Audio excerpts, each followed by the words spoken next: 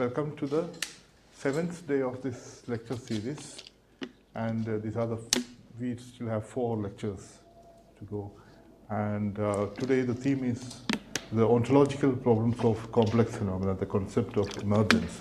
So I'm excited because the discipline ontology, which is the core discipline in philosophy, and emergence primarily conceived as an ontological problem, and how Professor Fausto Fresopi is going to explain that in this framework of ontology. And I think this last 4 lectures, which will conclude our lecture series, and are very important, and I hope that you will enjoy it. So, to you. So, thank you, Babu, for the introduction. So, I prepared slides for 2 days today. So, I will implement tonight in consideration of the fact how we will progress on the matter, because the matter is the core matter. The core stuff or the core topic of philosophy, if you take it as a sort of traditional sense, that is, and we'll prepare also our approach to problematize or to put into question the societal policy-making problems and issues of complex phenomena itself. Why? Because anyway, people arrive to fix what something is when they have either implicit or no implicit, that is explicit ontological patterns. So let's just not underestimate ontology in the sense of a very, very theoretical stuff or very, very theoretical discipline in philosophy, but it's needed at least when at the ground you will know what it is, or what something is. From this point of view, we develop, or the Western philosophy at least, developed just at the beginning ontology at the core of all philosophical approaches. Ontology and philosophy were originally also at the core of Aristotelian project of unity of science, but we will approach that on the run. So, starting from the epistemic perspective of a multi-perspectivism or a multifocal perspectivism, the 7th, 8th lecture, will focus on the ontological problems of complex phenomena, and in particular to 3 problems, one being that of ontological relativity or plurality of ontology involved in complex systems. The second being that of the coexistence of multiple ontology in a complex system, such as an ecosystem or a society, and so on and so on. And the third being that of emergence. In the 8th lecture, in the 7th lecture, today's lecture, we will provide the general frame to these 3 problems by showing how complex phenomena pose radical problem to epistemology, specifically in relation to aboutness of our approach to a word subspecie complexitatis. What is aboutness, rightly speaking? The question arising, what we are talking about, okay? At the end of the day. So, starting from ontology is often very, very risky, because you have the clear idea that we talk about something, and then you switch the epistemical feature that pose problem to this aboutness itself, as we will see, in particular with complex phenomena. Today we will discuss these and debates in acquisition of the 6th lecture. In the 7th lecture we will dig deep in from a structural point of view the idea of an invariance, structural ontological invariance of complex phenomena. Not by chance, one of the author of this book, James Ladiman, is the promoter of a very, very strong view in ontology, on epistemological ontology, named ontic structural realism. Okay? So I skip. To do this, we will move from an ontological to a meta-ontological consideration. For this reason, I put all the topics in 2 lectures and only one, just in one, because it would be overwhelming. Always keeping within the debate of contemporary philosophy, analytic and phenomenological. The purpose of elaborating this theoretical acquisition is to arrive at a general but consistent epistemic ontological scheme for reading and understanding the complexity of certain phenomena and their multi-dimensionality, as we mentioned many times along our lecture. From this point of view, the question will be raised as to whether the convergence of multiple theoretical and epistemic approaches can identify, or let us identify, not only epistemically, something such as complex phenomenon, and whether such a meta-theoretical and meta-ontological conception can be taken as guiding thread for reading global phenomena. So the problem is, as I already mentioned, that ontology or ontological debate is not so superfluous as we can presume. Okay? We can take ontological problems, and in this case, meta-ontological problems, as superfluous or not too necessary, merely speculative, because we get also, and we use also in our everyday life, as well in our technical approaches, ontological frames that are implicit working in our identification of things. Okay? So, for example, you go on your social networks and you find the logo and the denomination meta. If I ask, for example, what is meta, okay, you cannot identify it. That is the problem raised to ontology and to informational science of such new kind of something forms. Okay? If I ask you what is an ecosystem, okay, you define blah blah blah blah blah blah, but then you have not a clear idea what an ecosystem can be, because you're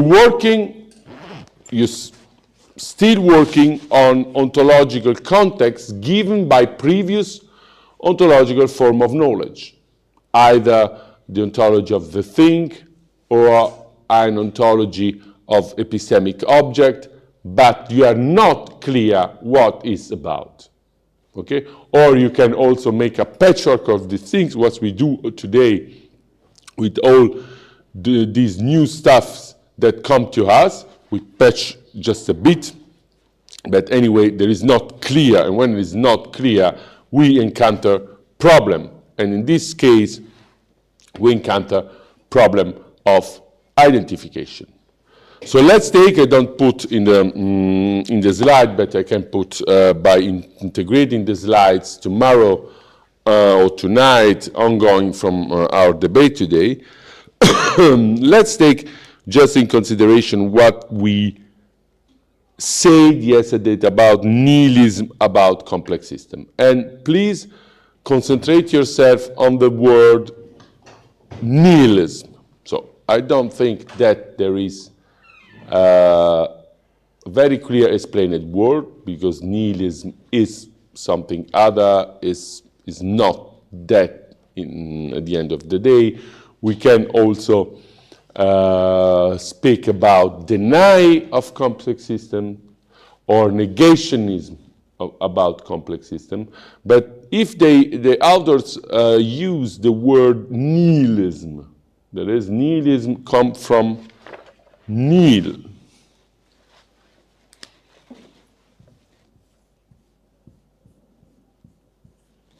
And nil in Latin means nothing. So deny a complex system as an entity or as something, it means to say this what you're speaking about is nothing, does not exist. And as, for example, in the very interesting debate yesterday about xenophobia, or about negation of complex system, I don't think and never will think that they are right. But the people negating climate change as something, denying the characteristic of existence or individuation, what often go hand in hand, or phenomena as xenophobia are at the ground, get at the ground reason. I'm not saying that get on the ground good reason, okay? But they are grounded on arguments, false argument, badly enhanced argument, but anyway. And let's I go slow because then we become technical. More tomorrow we become even a bit more technical, and it's better to go slowly because it's a sort of core point of the lecture, and if you will, what you cannot find, as we will mention, in other introductory books coming from a long run of research during 20 years and so on, okay, even more.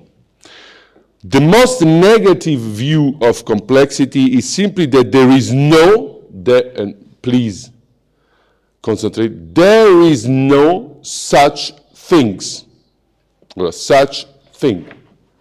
I will make it clear, nothing that is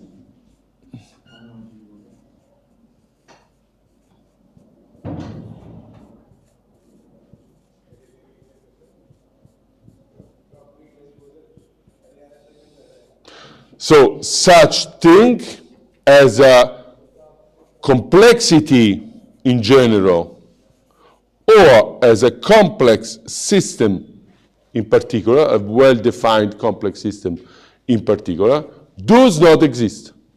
There is nothing that allows us to affirm or can state with sufficiently grounded identification what or where is a complex system. Okay? So nihilism, even if I don't agree with the denomination, is very catching, okay? Shows that it's a question of being, question of existence, there is question of individuation. Similarly, it could be argued that complex system is a vague and ambiguous term that covers a variety of things, and complexity science is just a collection of techniques and methods that does not have a domain of its own.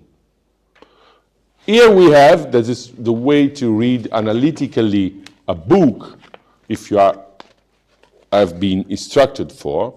We have two denominations that we can jump to our eyes, okay?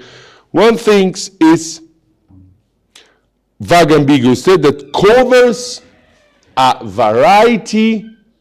We have also spoken about varieties of space, varieties of regional ontologies or epistemic domain, and this is the fact. Variety of things, and that complexity science is just a collection of technique and methods, okay? So both things are related because the variety of things correspond to the variety of technique and methods. Okay? I go very, very slowly. Okay? But you have to understand that such approaches or such presentations is more theoretically laden of philosophical element as you can presume at first sight. And in fact, people negating complex system on these arguments can be perceived to be right. I'm not saying that they are right, but can be perceived to be that. Why? Because we have a multiplicity or varieties of things. Let's think to the bird flock, or let's think to an ecosystem. We will then approach more closely the heterogeneity of the ecosystems, okay, or multicultural society, and so on and so on. Values, religions, ethnics, social groups, worker class, and so on and so on. Okay, so it's true. Identify a society, a multi-ethnical society, as complex.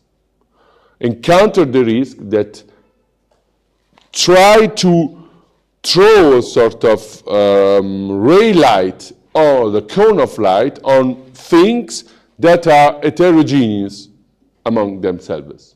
And then this heterogeneity must be taken into account from methods and techniques that are different. Okay? For example, one thing can be covered from historical sociology or historical ethnography. One thing can be covered by microeconomy and so on and so on. For ecosystem, the same things. Atmosphere is has to be taken into account from a discipline.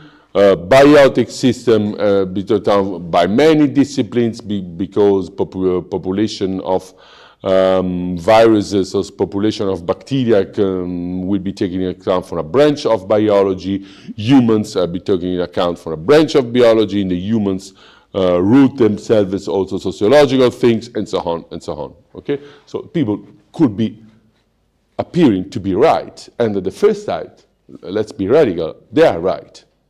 Okay, if you proceed with the ontological patterns and the meta-theoretical patterns that we get, they are right.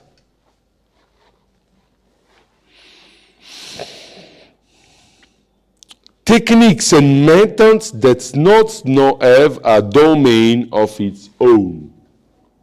Every technique and method have its own domain, but they have not one domain talking together.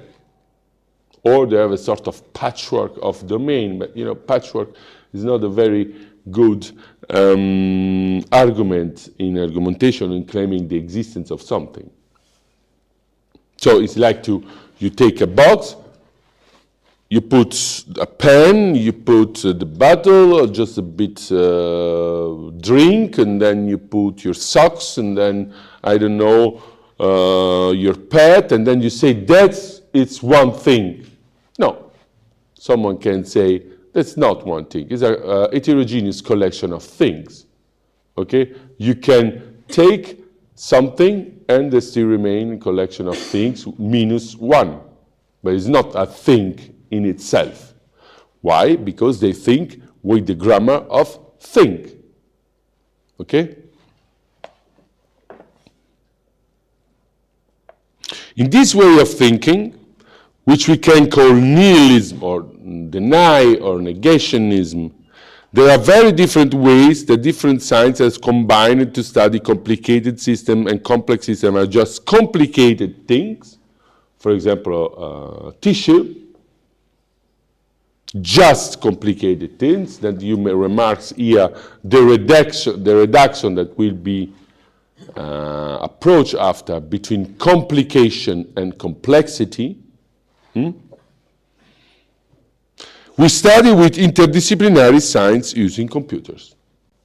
And anything over and above that is, at best, a convenient label, and please remark the idea of label, because the idea of labeling things is the first, or the indicating things, and labeling things with words. I refers me to what implicitly is to what we approach after the first essays of Quine, Ontological Relativity and Other Essays, 1960. Speaking of object, I suggest to read the book, because it's to read firstly from a logical point of view and then Quine, Ontological Relativity. A convenient labeling, naming, for an emerging synthesis in the sense discussed in chapter 1, and at worst, for the purposes of grant application, journal publication, and book sales.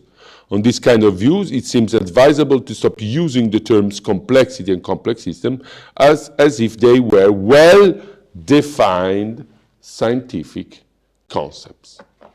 This is very, very good argumentation. Okay? So, people studying about years about complex system identify, sorry. What's happened? Just move, okay. So identify the core problem, okay? And the core problem will be not approached in this book because it's sort of epistemical introduction. But the problem persists because it's as an ontological problem. And ontology lies at the core, not only, I repeat, of our first philosophy, of our highest speculative approaches, but also to our life. We stop to be afraid from things by naming it, okay? Even for feelings, okay? I cannot name my feeling, what I feel. I cannot express what I feel. That gives stress, gives pain, and so on, and so on.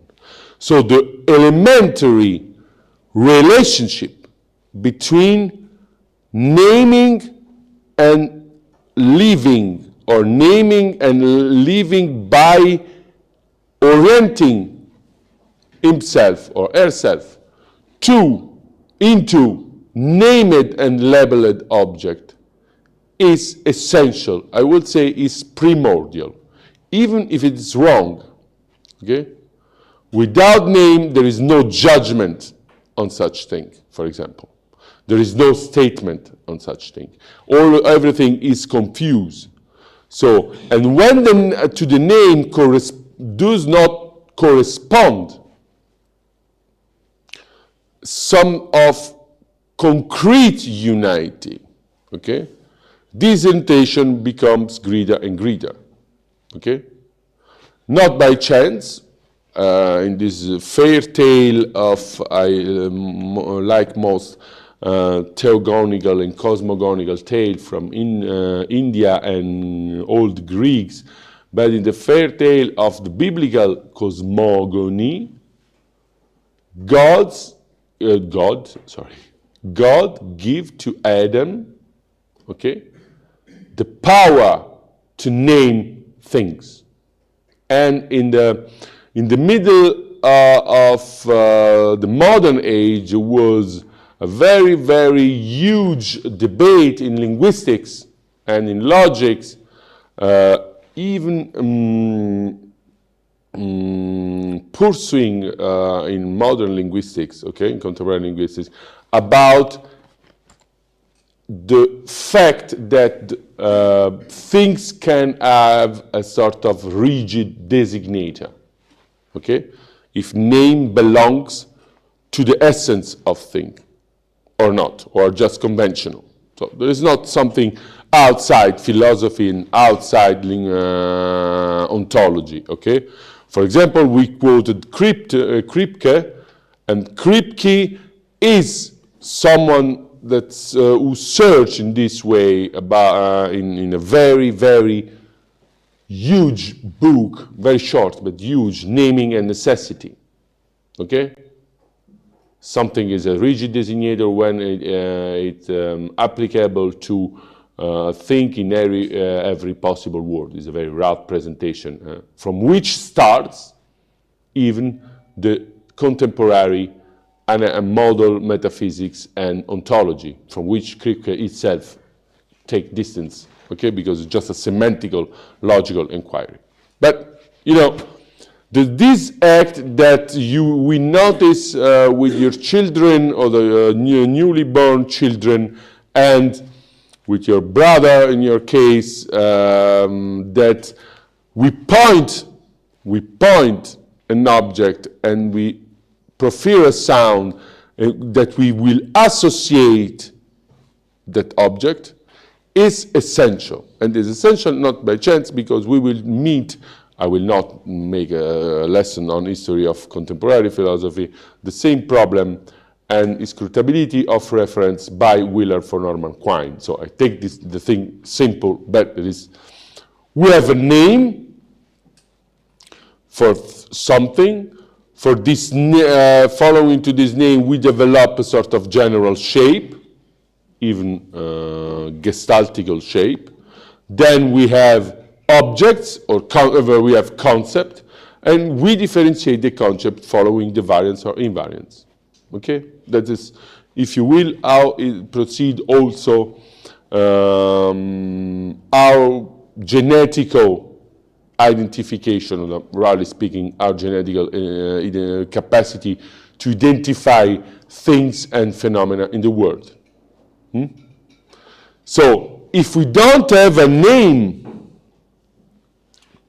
for something, okay, or even if we have a name for something that cannot follow a sort of elementary primordial gesture of identification by indexation, okay? Ball, ball, ball, cat, cat, you know, the child, ball, ball, cat, cat, then play, and so on and so on. We have a very, very huge problem to conceive the unity of the thing. So, from the first point of view, I will just switch among the slides, but it's just introductory things. We named, or idealize, let's idealize the process. We name, we develop pattern by which our indication, our indexical gesture identifies just a general shape that can variate and so on and so on. And then we proceed to definition of the content of this name, okay? If that is not the case, we have a problem. And this is the same problem for complex system. It's not so simply, but anyway, the scientists say that's complex, okay? And the people say, what is complex? The complexity of climate change exists. Where is the complexity of climate change? Where is the complexity of a multi-ethnical integration? Okay, I don't see the complexity of such thing as, I expressly use, I don't see such thing as a multicultural integration. I see people coming from one country, menacing the economy of resident people, that's just all. I don't see such as a multicultural integration. Okay? Does not exist. Indicate to me where it is. You know? So people use, even if sophistically, use patterns that we all share in order to stabilize the fluctuation of our phenomenal world. Okay?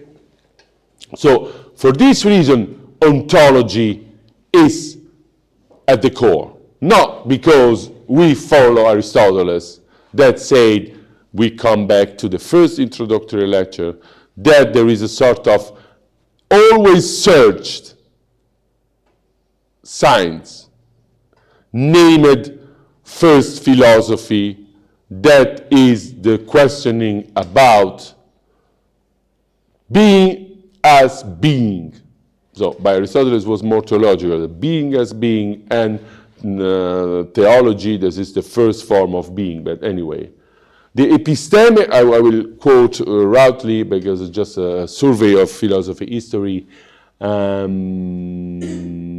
When Aristotle is saying metaphysics, there is a science, okay, zeitumene, that is always, I zeitumene, that is always search, this is a science without name, okay, an anonymous science, and that for a science for which we have to get the name. And this science asks about something as something. Something because precisely is something. Okay? And this science is the first philosophy. It's not, we put that at the core of our philosophical reflection or systematic reflection, not because we follow Aristotle, because Aristotle follows, and even Plato followed, an intrinsic necessity of the thing. In relation to the yesterday, play between thing and truth on one side and illusion and falsehood on the other side.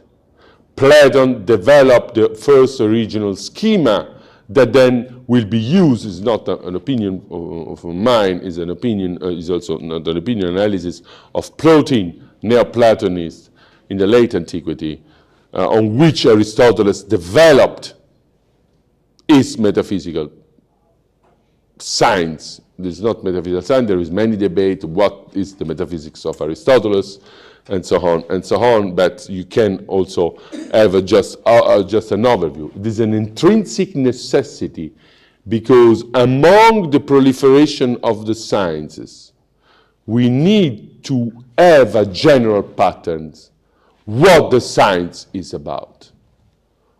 And give, possibly, this is the forms of metaphysics, able to give ultimately foundation to every forms of science by such answer what is something. Okay? For this reason, ontology and metaphysics has been considered first philosophy because Aristotle make a very, very clear distinction between first philosophy, this is the most general philosophy, okay, determining the thing, something as something on, and the deuterae epistemai, the second science. This not mean this is not, they are not important, determining region, very different region of appearance or of the realm. Psychology for mind, physics for stars and planets and bodies, physiology or biology for animals, ethics for values, and so on and so on. Okay? So let's skip to denomination. That corresponds to question, and please remind our yesterday discussion, even the question what is being as an history, as a problem, before to begin to answer to it. Okay? So we name ontology or theory of object, what by Meinung will name Gegenstandstheorie, what is such something, on what is what there is. I take a taxonomy given, this is not the only, we can also invert the things, but it's more pertinent. What is what there is, and metaphysics, what is there. That is to bring the characterization of something as something to clear criteria of clear. Logic, sufficiently clear criteria of individuation. If I say that something is something, A, B, C, so on and so on, it does exist or not, why I can prove that it exists or not, Okay? And today and tomorrow we will precisely approach these two questions, these two branches in relation to complexity. Okay? What is such thing or such something that we name complex or complex systems? Because you can remember we reduced this general, just a bit superstitious idea that complexity is everywhere to the definition, epistemic definition of complex systems, and then with metaphysical problem to identification. If we have sufficiently clear criteria, or if we can become sufficiently clear criteria to identify a complex system. Okay? And then you can also recover what we say in the previous lectures. That is, for the present, we have, for this reason we have to do with nihilisms, we have just patterns that cannot let identify and cannot let answer ultimately the question. Okay? We have, because we move, allow me this superficial expression, we use either the grammar of the things coming from the Aristotelian scholastics in paradigm, or the grammar of the object coming from the modern paradigm of science implemented with ontology. Briefly, excluding Hegel from Descartes till the beginning of the 20th century. Okay? And even pursuing in the 20th century, for example, let's consider Carnap. Okay? So, we already sketched that instead to have a unique perspective of reductionistic or the reductive perspective of consideration of phenomena, complexity as general property of a system needs to adopt a multi-perspectivism or a multifocal perspectivism. That is, we have multi-perspectivism is many perspectives that work separated, and a multifocal perspectivism is a perspectivism wherein we have two or three foci. For us, it's more than two foci is not possible to put an image. But anyway, if you have, for example, biology in an ecosystem, biology and atmospheric conditions, okay, and soil condition, we can have three different foci of our consideration. Okay, it's already beyond our capacity of visualization, but then we can, in a way, conceive what it is. But the problem is we still have a multi-perspective, and from this we can learn too much. We could still have a multi-perspectival approach, even in the modern science, philosophy, and ontology. That of the greatest genius, like Newton of the modern age, is Gottfried Wilhelm Leibniz. Okay, there is a very huge book in German, Leibniz System ins multiperspektivistischen Universum, that say, according to statements from Leibniz, even in the monadology, that every being can perceive, or must necessarily perceive, the world from different perspectives. Okay? But the problem is that multiperspectivism is linked to the ontology of substance. So it's a sort of hybrid or genial mix between Aristotelian ontology and Cartesian ontology. That is, at the end of the day, the monad perceiving the world from different perspectives is always a thing.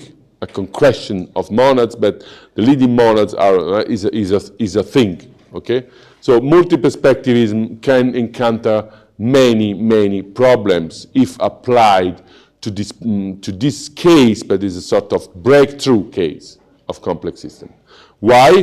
Because now we are forced as singular, this is as intelligence taking stance in the horizon of experience, to have many perspectives for the same object. So it's like to turn around the object, distantiate, vary the perspective, and fusion all those perspectives in one optics that we don't have. And let's consider also just a part of the notes on complexity, or the epistemic essential features of complex systems that we have, with which we have to deal. There is many elements in interaction. They have constraints. There is holonomic and non-holonomic. That is, there are constraints that pertains at one time all the elements of the system, and constraints that pertain non-holonomic, that is not concerning the whole, all the elements. In the example of the box, I have constraints that pertains all things that they put in the box, and any constraints that pertain just two objects, two elements. It sounds not so good for our identification, okay, if we proceed in this mereological way. But the things are an intrinsically global coherence, wherein, in the example, we don't have an intrinsic global coherence. I put whatever I want, and the intrinsically global coherence is to be contained in the box, but it's not a global coherence, it's just an occasional coherence.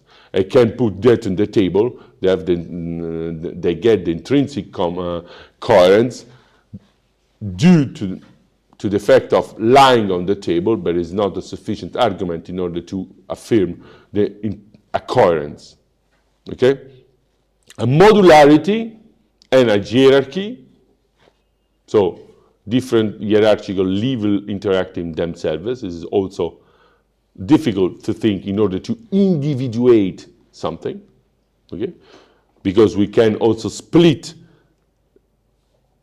the modules or the hierarchical layers into ontologies and consider the ontologies, layers at the ground as the constituents, or layer as the top, as the leading forces, but we cannot consider a thing with more hierarchies together. For example, the module and the hierarchy for the modern world as module and hierarchy pertaining to different things, but not to one thing at the same time. The one thing that it can be hierarchical and modular for the modern metaphysics and also for the ancient metaphysics is the word itself. The problem is that we have a sort of something, not the word itself, that is modular and hierarchical. And this is our brain or our mind begins to break or to don't work properly. Multi-scale and multi-order functional organization. That is, I have not a simple matrix. Sorry, I repeated the line. We have now a simple matrix in order to identify the thing. What is also difficult, because if I follow my indication, okay, there is a context, and or generally speaking, epistemically, a matrix that gives me the indication where point the captors, okay? If I have to search, for example, quantum phenomena on photons and so on, there are intricate and so on, but I can set the captors in order to identify where is the case, where not is the case, but anyway, one spectrum of caption is needed. multi-specificity and model specificity and model plurality, model centeredness, multi-scale as repeated by multi-scale and multi-order functional organization, and reconsider that from an ontological point of view. So if we put simply that notion that we unfold epistemically into into a discourse oriented to determine what is at the end of the day about, breaks our system of reasoning. Either we speak without identification, nihilism, or we identify without a clear frame because our clear frame is coming from another way of identifying, or simply speaking of. That is, we are in a situation of ontological plurality, but in concretion. That is, a concrete ontological plurality that works very well together, but is an ontological plurality that we have not just one things belonging to an ontology, one things belonging to this to the other ontology, working per se very well. We have sort of melting of this ontological region in one concrete, or presumably one concrete something, not thing, of course, but something. And the situation of ontological plurality, once considered related to a concrete something, is the paradox. Okay? Because someone can say without such long introduction that they speak about everything and nothing. Okay? Like a sort of salad fruits. Salad fruit is not an ontological kind. Okay? Tastes very good. I'm fanatic of salad fruits. But anyway, there is not an ontological kind. Okay? Salad fruit is just the result of slicing fruits, putting together in a container. Let's fermentate in the best case with cognac or so on. But anyway, there is not a natural kind. I can vary the salad fruits, vary the fruits, for example, from India to Morocco and so on, but it's not a natural kind. It is not something which nature, or more technical, which ontological tenure or ontological status is inscribed in the inventory of the world. Let's remind inventory of the world. There is many contemporary analytic ontology and metaphysics inside, just because contemporary ontology and metaphysics don't give back to question ontology and metaphysics formally and by problems in the last century. Okay? So, I name things that come from the ontological debate of analytical philosophy, and apply to a problem that breaks also the discourse of analytical ontology and metaphysics. But anyway, that is the result. That is, we put in friction problems coming from the outer world to our conceptual patterns that are mostly developed. So the problem is that ontological relativity and ontological plurality in concretion are not the same thing. We can handle with ontological relativity, we still cannot handle with ontological plurality in concretion. So that is related to a single something. Okay? Because if ontological plurality or ontological manifolds are not related to a single individuum, the problem of ontological plurality traduces himself to the problem of ontological relativity, for which we have a solution, or general mapping, anyway. So, ontological relativity, you can find many introductions to the to philosophy of Wheeler for Norman Quine, but you can also, in order to contextualize, go to the well-known Stanford Encyclopedia for Philosophy and ontological relativity, even by presentation. I don't know, someone knows, someone did already read ontological relativity? Okay, it's very, very well written and very, very well presented. I will just give you a presentation. It represents the first indeterminacy of reference. That is, beyond the assurance that when we point out something, we name that with certainty, and then we can unfold the properties and so on and so on. Beyond this assurance, we lies in a sort of indeterminacy of reference. Okay?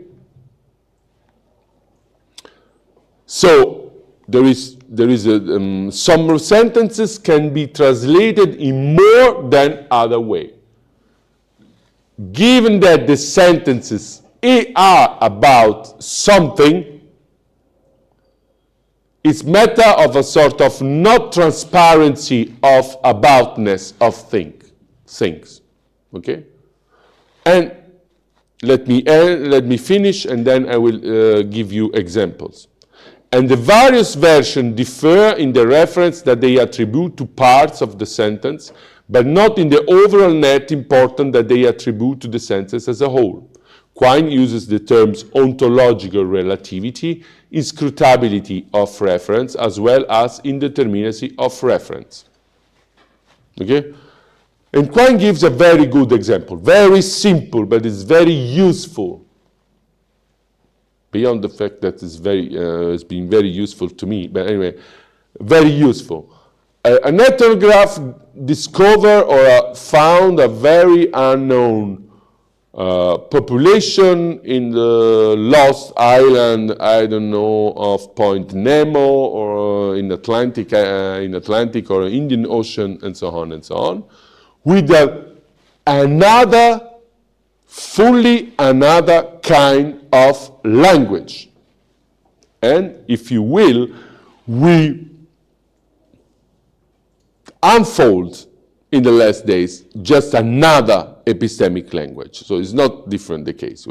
We go to the island of the complex and we discover another language, the complexity science, would they say, and we discover another language. Strange attractors, many-dimensional things, holism against particularism, indeterminacy, probabilistic things. Okay. Let's consider the ethnograph. The ethnograph goes and there is a rabbit running in a field. Okay?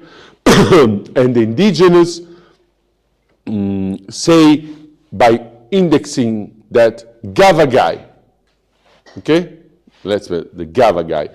Complex is our gavagai today, and our task is as to say huger as for the gavagai, but it's the same problem.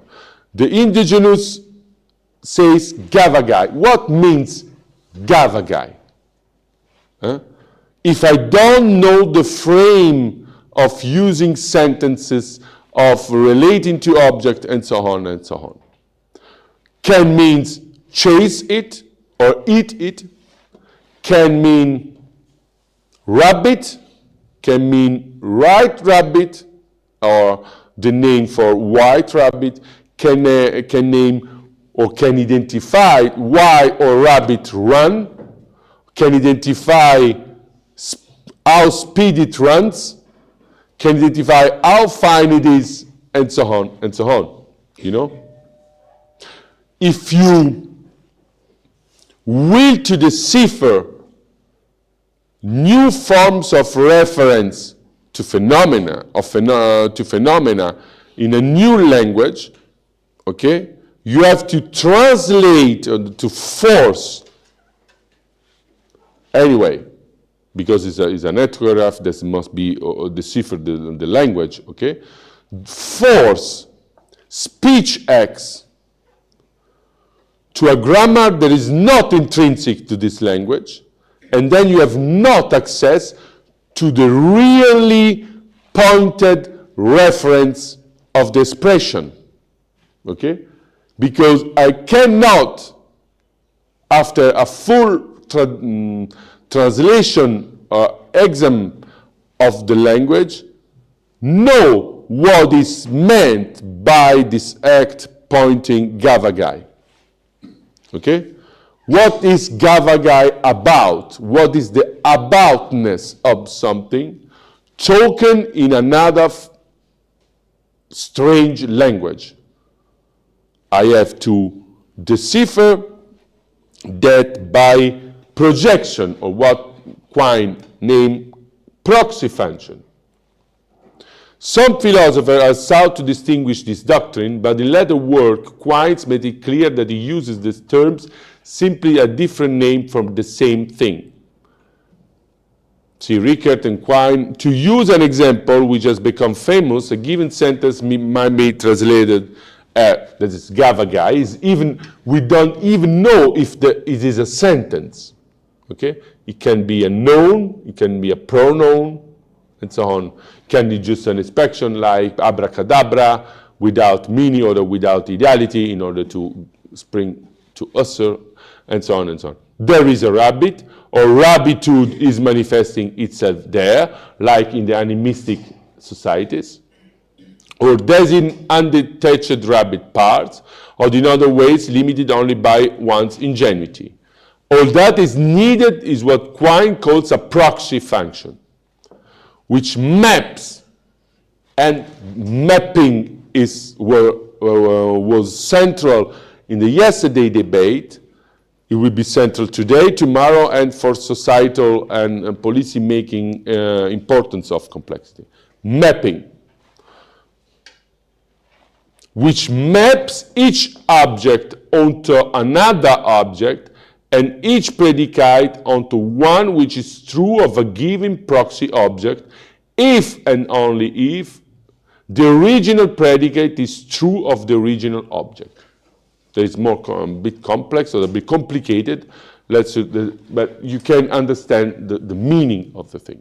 We have to make a map between a form of expression or experience, because as I said yesterday, the limits and the feature of my language are the limits and the feature of my word, and another language.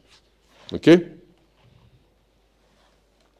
For terms referring to physical object, what is more important for us, if you will, it suggests we can take the proxy function to map each object onto its space-time complement. What it is what we name it as metric. Okay? There is one metric and there is another metric. For example, there is a geometry, there is another geometry.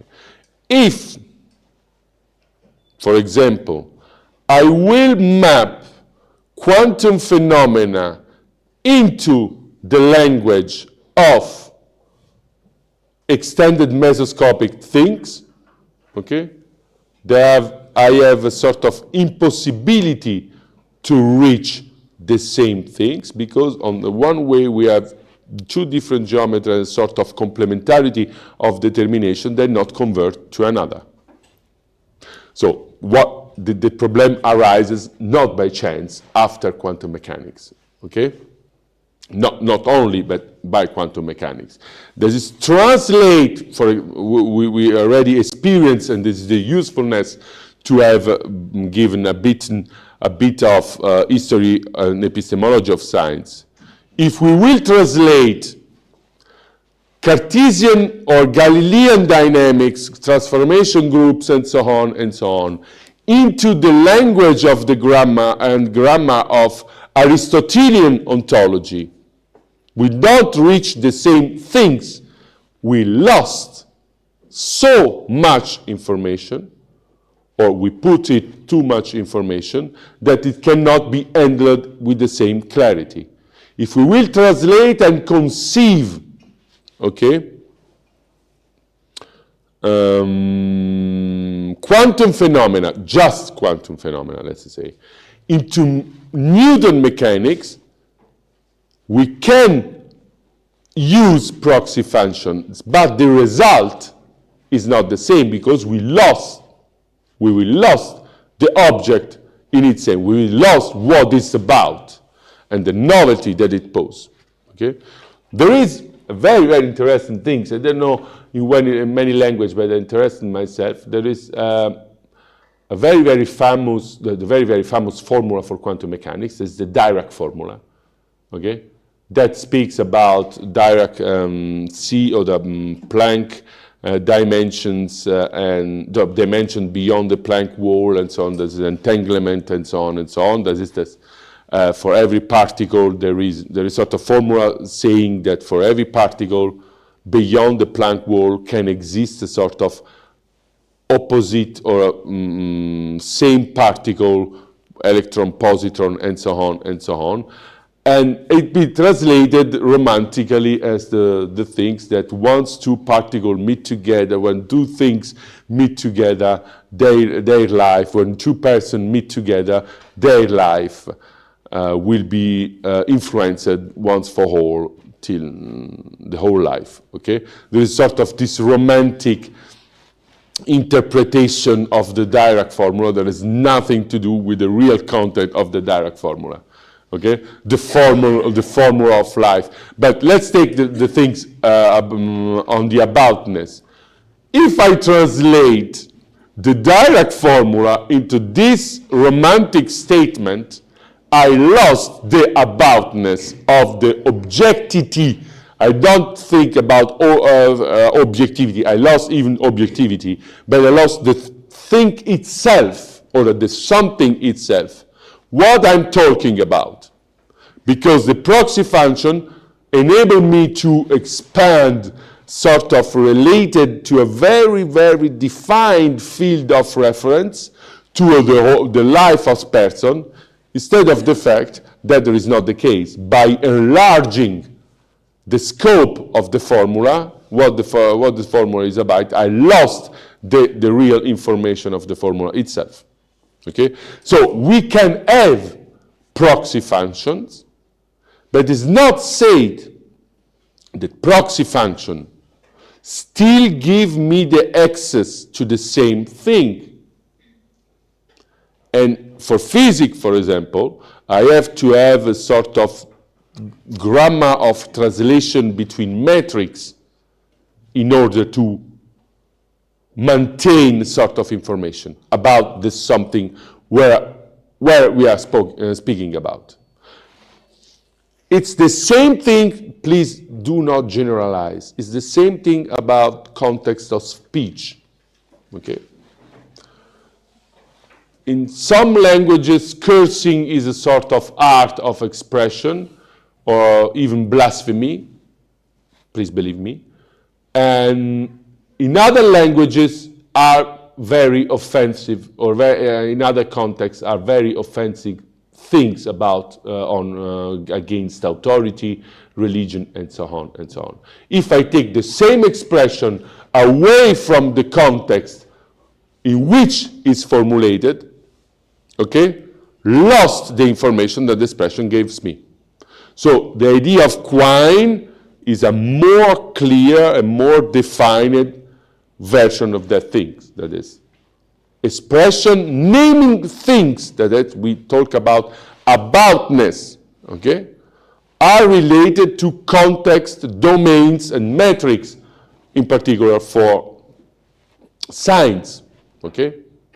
I cannot, for example, dynamics in quantum gravity, dynamics belonging to the things modeling as appearing beyond the quantum world. This is a very, I guess, microscopic and cosmology related to the same things, but do not have an access to the mesoscopic, because for the mesoscopic, other laws are valid. The change to the translation of singular terms is the something what I'm speaking about. The change to the translation of singular terms and the change to the translation of predicates cancel out, leaving the overall significance of the sentence unchanged. The claim of indeterminacy of reference is not in any way a claim about what goes on in the language user's mind. There is not what I think, is not a clash among opinion. Okay. Is something related to the aboutness of reference. Okay? The problem is that the ontological relativity that we can easily handle by being attentive to change of context, metrics in science, ontology in science, pose problem where is related to a singular itself, to a concrete, like a complex system. What we are speaking about since 8 days. Okay? Here the ontological relativity is intrinsic to the something considered as complex systems. Okay? We have a concretion between, so we have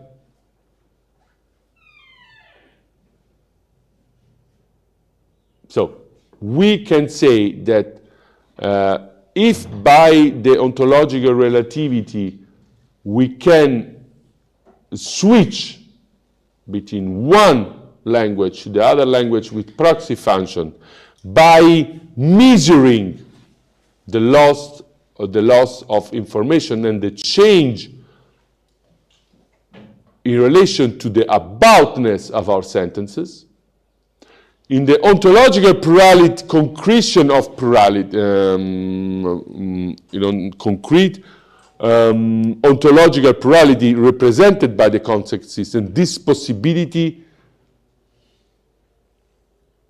disappears because we are referring to the same thing, okay, or to the same pretended something what we are speaking about.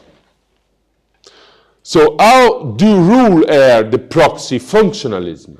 Because we have proxy functionalism. We are multiple ontologies. We can translate. But what happens when we translate? We translate in relation to the same about. It's just contradictory because in the first case of ontological relativity, we have two different aboutness. We have the same aboutness.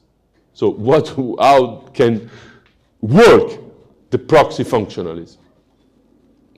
How we can consider an ontological plurality in something, not of something, of the reference to something. Quine calls proxy function which maps each object onto another object and each predicate onto one which is true of a given proxy object if and only if the original predicate is true of the original object. For terms referring to physical objects, it suggests we can take the proxy function to map each other object onto its space-time complement. That is important because this space-time complements refers to the multidimensionality of spaces that we mentioned in the early lectures. Okay? But let's consider that all that space-time complements are intertwined. That is the complexity. Tossed together.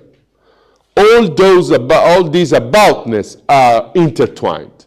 For this reason nihilism arises. Because if many aboutness are intertwined, I'm speaking about everything and nothing. Or the objection is, I'm speaking about everything and nothing.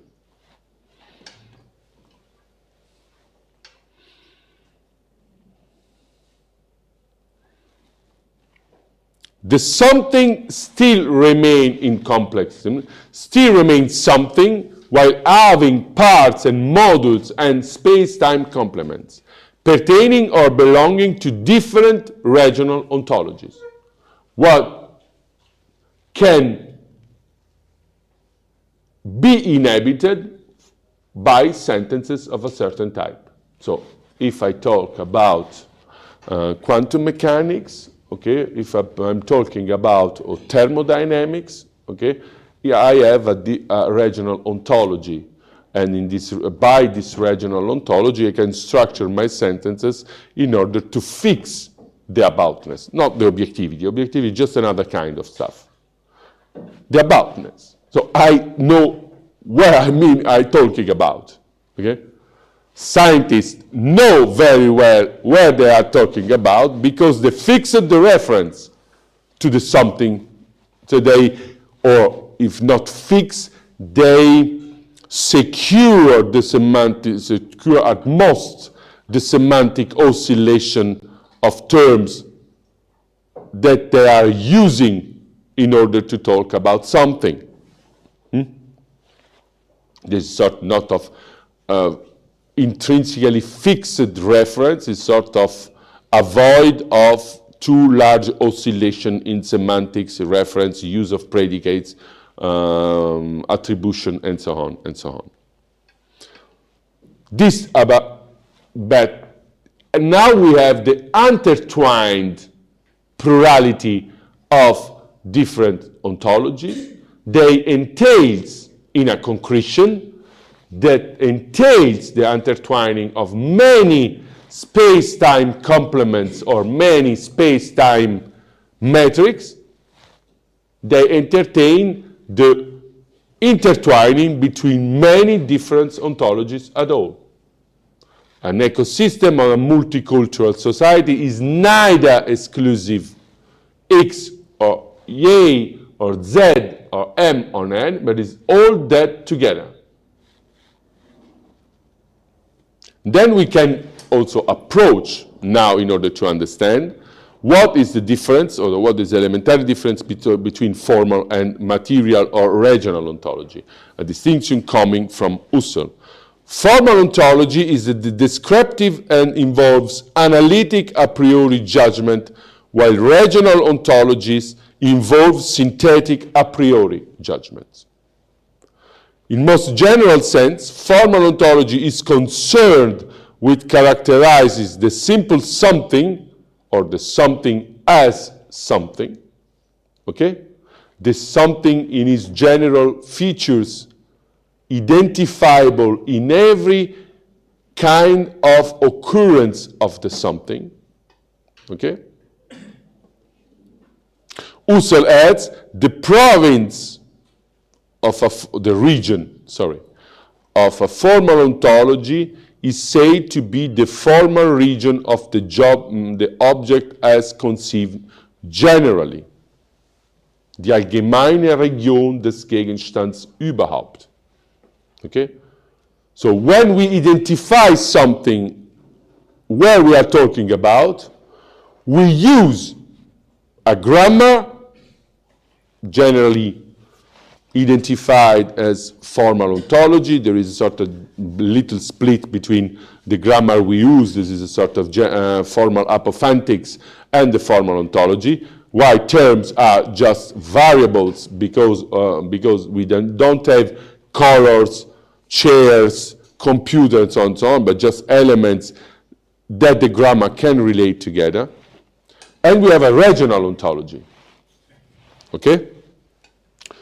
By which there are chairs, tables, I don't know, curtains, and so on, or they are man, animal, and so on, or etc., etc. That now we anticipate on the tomorrow lectures, but let me just simply oversimplify the thing.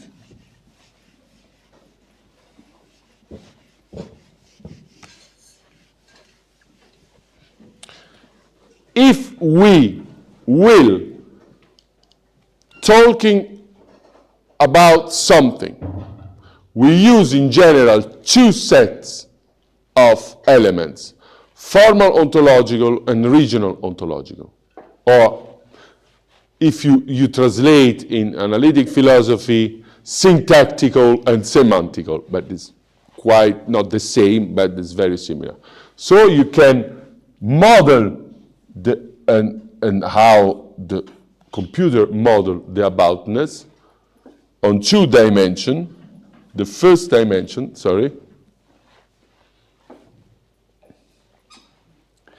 is that of ontological, regional ontological predicates or regional ontological elements simply, and the formal ontological elements. Okay? So this is two-dimensional. If we will apply or proxy functions, okay, there is a general oversimplified model about aboutness. We don't talk about objectivity. We talk just about objectivity. This is aboutness of something.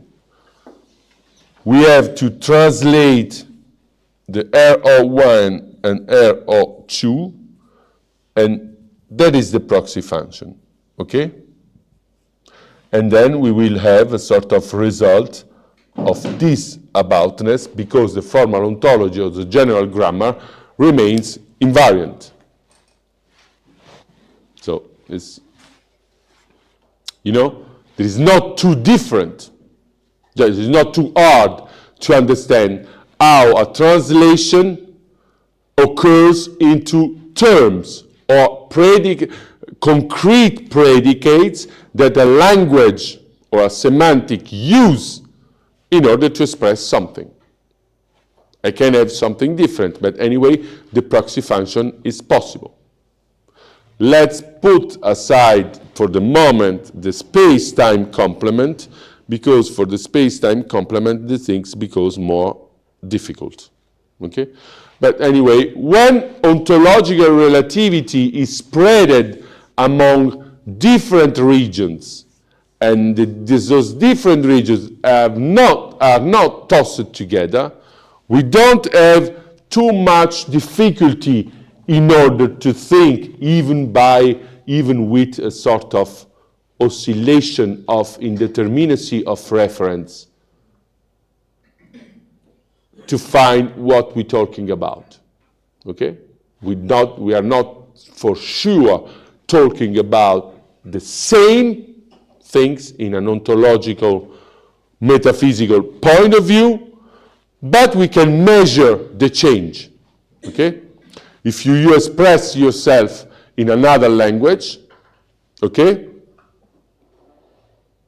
you know what you can express and what will lose you lose when you express, for example, in French or in German, or when you express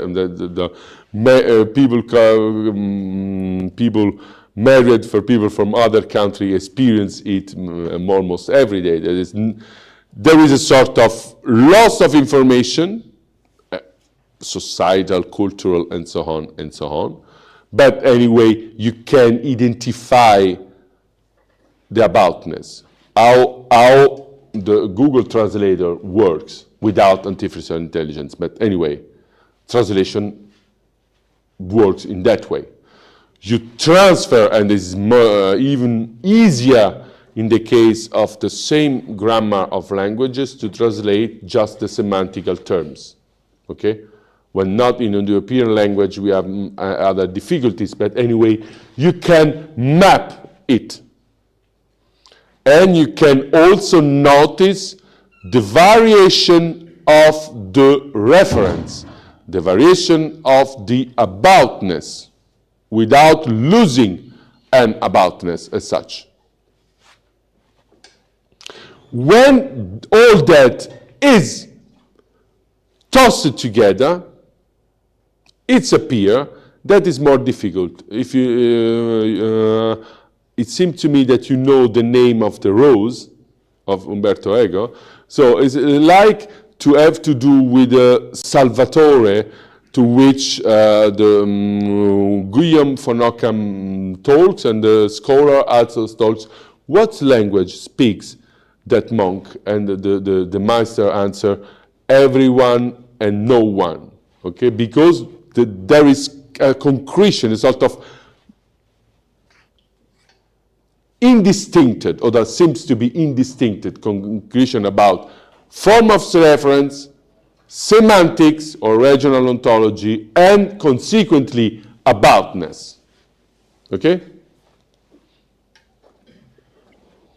If we consider, for example, the case of complex adaptive systems that we mentioned yesterday, financial market or economies as complex adaptive system, we can see that the complex adaptive beings are capable of developing new operative structure through experience and operation. That is, in relation to what we said in previous days, to let emerge new forms of kinds. That is, new forms of aboutness, because if something is a new form of something, okay, we have no grammar in order to express it. Either we take it as an n+1 aspect of this general aboutness, or we reduce it by loss of information, like for the languages we spoken about. You can just understand in which way we move to map how emergence and reduction, ontologically speaking, can be handled in such way. The problem is that the intellectual and philosophical movement of system thinking failed till today to acknowledge before the emergence of the problem of emergence. Okay, there is a very, very nice paper, the emergence or the re-emergence of emergence in a philosophical way. Failed to acknowledge the deeply rooted relationship between ontological question and practical epistemical problems of complexity. That is, even in this book, after mention the nihilism, we close. In the other books, there is no question, ontological questions. Okay?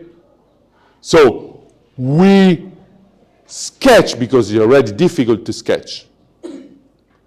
You can also notice in the Handbook of Philosophy of Complex System.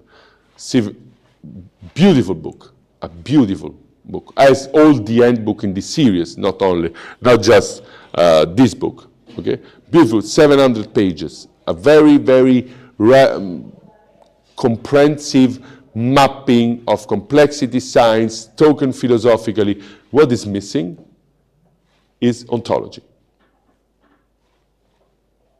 Because on one side, the time has not come. As we do, without an epistemic approach, you cannot ask right ontological questions, as Aristotle did, as Descartes did, as Newton did, not just Fausto Fresopi, okay? The time has not come. Philosophy, as the birds of Minerva, of Athena, come always later, always after. This is when the night comes, okay? But on the other way, because it's relatively puzzling and disturbing. For this reason, the task, the general task, if you will, of the understanding of a complex world is not just to make an ontology of complexity, okay? But to notice how the ontological problems of complexity let us reach another standpoint on ontology and on metaphysics, as from historical but also from theoretical point of view. As for quantum mechanics, as for Galileo, as for even Plato and Aristotle, huge problems coming from the world. Let us reach the consciousness to change our basic grammar to conceive, or to redefine a grammar to consider the world. Yeah? It's not something internal to ontology. I'm very, very skeptical. We will see it tomorrow about very, very quick defined ontologies of complexity. I'm very skeptical at all. But anyway, the problem is most philosophical for rationality itself than local for the epistemologies of complexity being in need of an ontological complement. You know? It's a problem for rationality because we have to do with aboutnesses or the forms of aboutness that exceed our unborn, natural, and very useful form to refers to phenomena in order to identify it simply. With a framework, no matter, maybe with two different semantics, but in a simple way with a space-time complement and in the sort of symbolic indexing gesture, we can give a sort of general framework, what is about, where it exists, where it's to search it, where is to study it, and so on and so on. And for this reason, historically speaking, the specularity within the situation, the first situation of birth of ontology by Plato is very, very illuminating. Okay? We are almost in the same situation where the modern world in which we live has become as the archaic word. And then we have to reach a new grammar to understand the new word. We must recognize complexity as a breaking element in the ontological and epistemological horizon of modern age. Okay? Prepared, of course, from many elements, not only this time from the side of science or epistemology, but also from the side of ontology and metaphysics. Let's just mention Edmund Husserl or Alexis Meinong or Process on Metaphysics of Alfred North Whitehead on the other side. Or let's just mention the radical debate that brings to this ontological relativity between Quine and Carnap. Okay? Let's mention Martin Heidegger. Okay? At a certain point. Okay? So there is not just, there is a convergence between history of theoretical philosophy on one side and history and epistemology, theory and history and theory of science on the other side. This is the dead breaking point. Okay? The breaking point that is spread in our culture because we have no frame at all in order to understand what complex systems are. At the end of the day, at the end of the day, or groundly, we need that we have to reach a sure ontological frame in order to reconsider the epistemological issues or our existential issues and give or include all those things in a general frame of coherence, of stability, and so on and so on. There's the internal, almost unconscious need for ontology, okay? Implicit as well as explicit. When it's matter of implicit ontology, it's matter of experience, it's matter of use without knowing what we use. If it's matter of science, we have to bring the implicit ontology to an explicitation and handle the problem of rising from this explicitation or explicit making to a strong redefinition. So let's formulate some principle that then we can approach tomorrow with more details.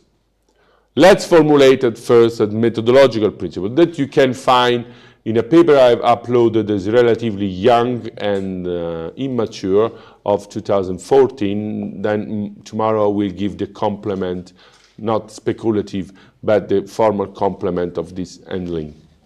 Complexity or ontological complexity, or complexity from an ontological point of view, consists of a manifestation whose richness exceeds the treatment of information of a singular frame, regional ontology, or, of course, regional ontology plus the formal ontology that we must suppose as invariant, because instead we cannot have proxy functions. Okay? Exceed the treatment means, as we see, that it exceeds also the richness or the phenomenal richness of a single formal ontology.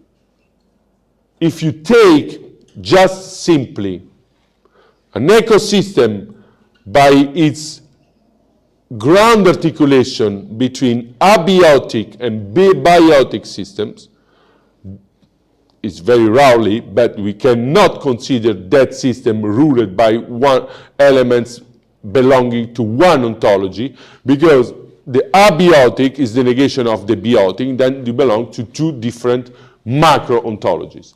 Then if we specify, we find 10 or 11 regional ontology in concretion in the same aboutness. Then complexity is a non-ontological property in the sense that there is non-ontological single property. That lets arise many speculative problems. How something that getting a non-ontological single property has no ontological property at all. And there is, that pertains other matters, but there is very, very interesting to ask that question, because how an ontology can admit something heterogeneous, ontologically heterogeneous in itself. Ontology comes from the pure and simple object. I will make note the story, but people say ontology has begun with Aristotle. More and more studies says that one thing is the theory of being as being formulated by Aristotle. One thing is ontology coming from the Scotism, that is 13th, 14th century, then passing through a very huge debate about analogy of being and about Suarez, and coming to Descartes in a very, very definite way. Okay? So ontology is not something that exists, always been the same. We have also difficulty in order to identify ontology. We sort of more, we can name ontology with a lack of historical definition. The theory of being as being formulated by, we'll say, Aristotle, I will say Parmenides and Plato, becoming to us, but it's sort of lack of historical precision, what we can call ontology by text, is something arising from the Scotism. And for then bringing to Suarez, and from Suarez bringing to this idea of objectum purum et simplex elaborated by modern science. If the old and noble name of ontology can be reduced to a simple analytic of understanding, as we read in the Critique of Pure Reason, is possible, is because these analytics make the things so simple as the ontology pretend to do. And then we don't need ontology, we just need the analytic of understanding. But what is our problem concerning is that ontology works very well for simple objects. Things and epistemological one in the modern sense that we outlined in the previous days. Complexity then is a non-ontological single property in the sense of its being partially outside of the system of formal regional determination of such something. That is not outside of the system of every regional form of determination, but of the coupling between one regional ontology or one semantic number of predicates, the semantic number of names and predicates, and the general grammar of, or syntax of formal ontology. Okay? So it's outside the system because the system is structured to be double Xed. An ontology is without space-time complement. A theory of the object, a Gegenstands theory, works very well with a formal ontology and a regional ontology. Okay? And what, by anticipating what we'll say tomorrow, reductionism is all that. We take all the dimension of the complex, we erase the concretion of ontological plurality, and we bring everything to the basic constituents. It's rational, if you will. Okay, reductionism is that. I'm not so emotionally opposite to reductionism, because reductionism is a very rational practice. Okay?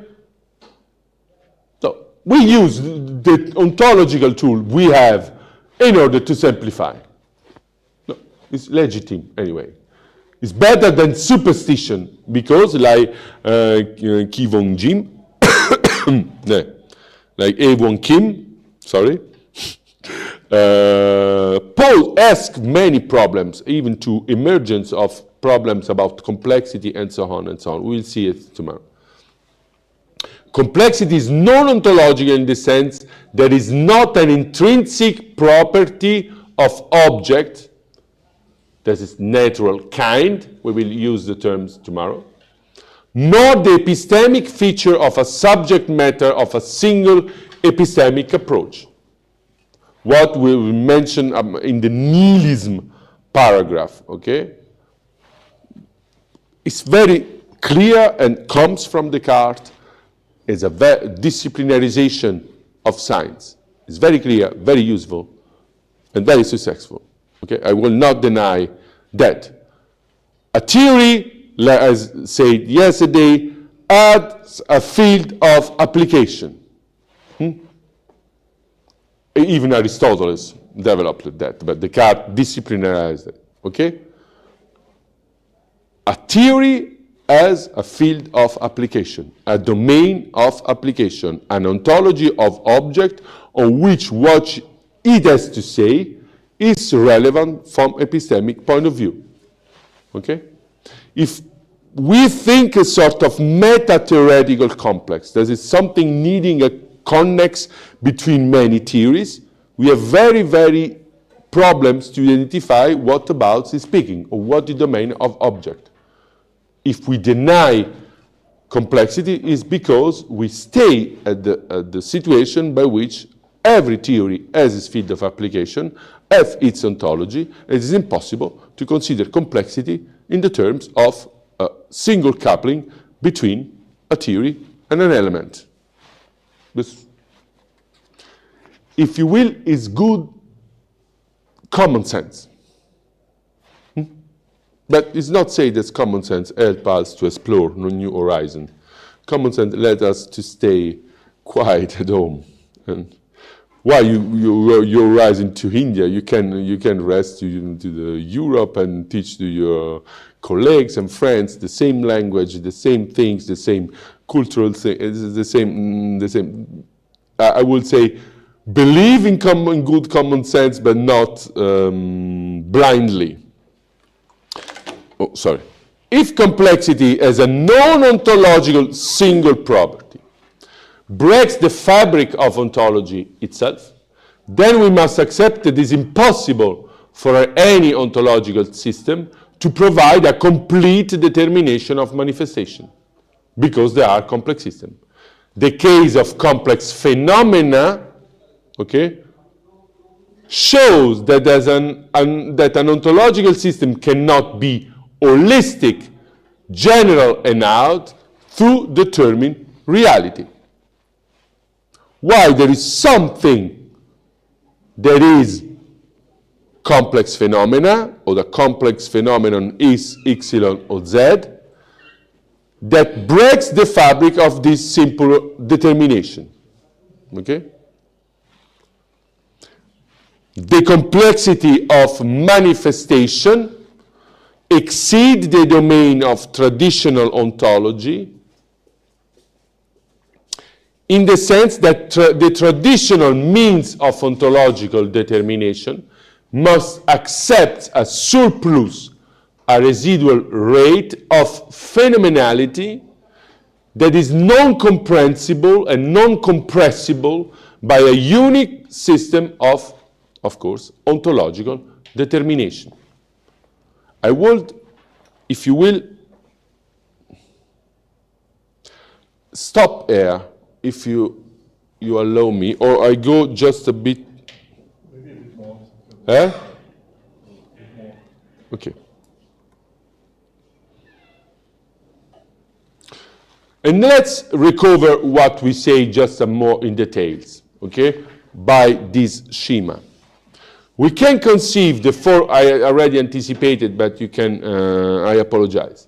We can conceive the formal ontology as a syntactic system of rules, as a class of rules that provides the structure of apophantic determination of object as object in their formal structure.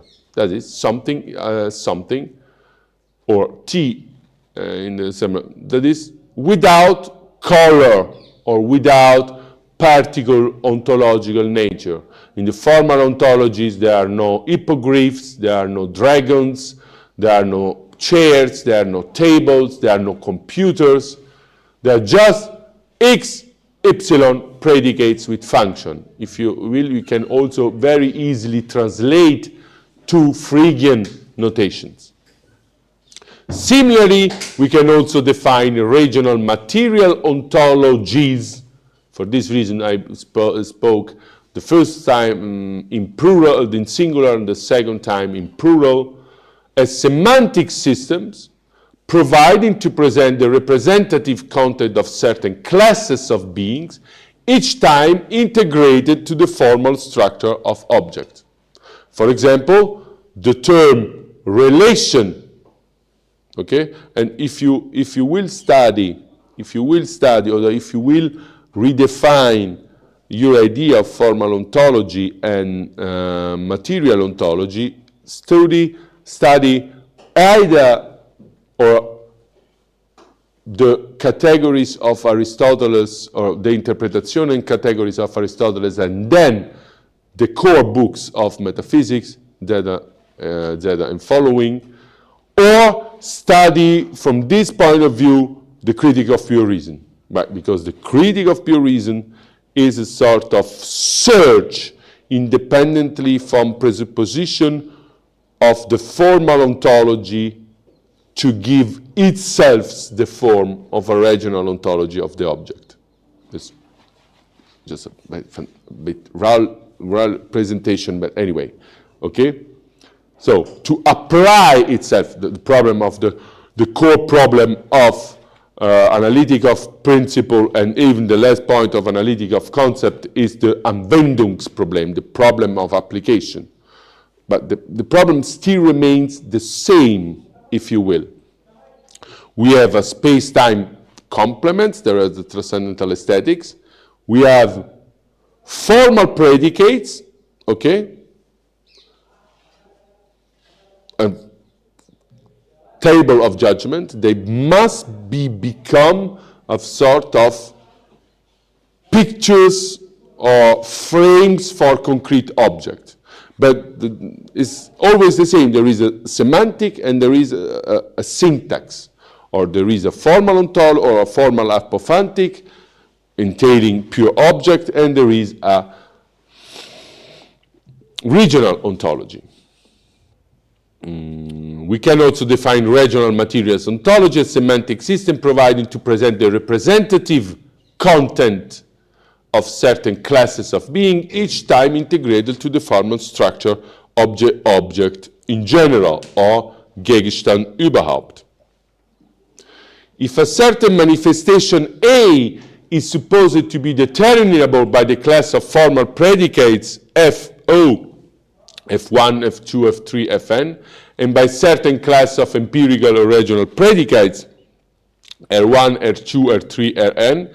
In the complex phenomena, there is at least a property, Ax, that can be determined by the Cartesian articulation between formal ontology and regional ontology. This sort of breaking point or a negative condition.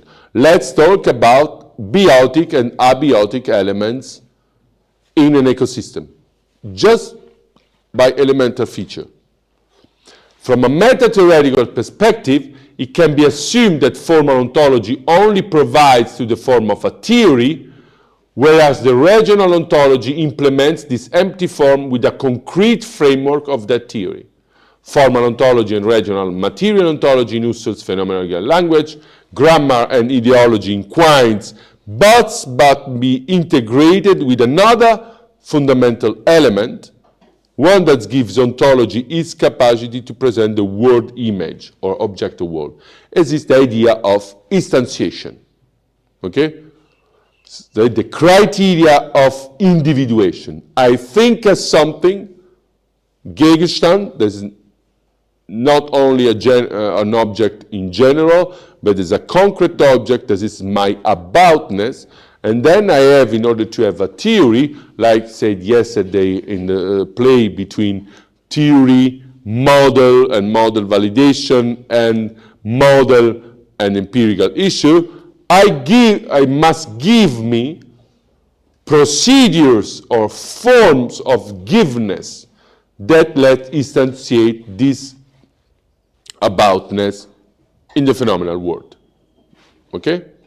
So, in general, an ontology as theory of object is a Cartesian articulation between formal ontology and regional ontology in order to have a theory, okay? That is, in order to have an ontology, I have to implement another dimension, that is the dimension of parameters or space-time complements of individuation. Okay? Let's stop, and tomorrow we will apply more in detail that to the scandal of complexity, in order to arrive to model these things, in order to think the concrete, complex ontological plurality of complex systems. Thank you.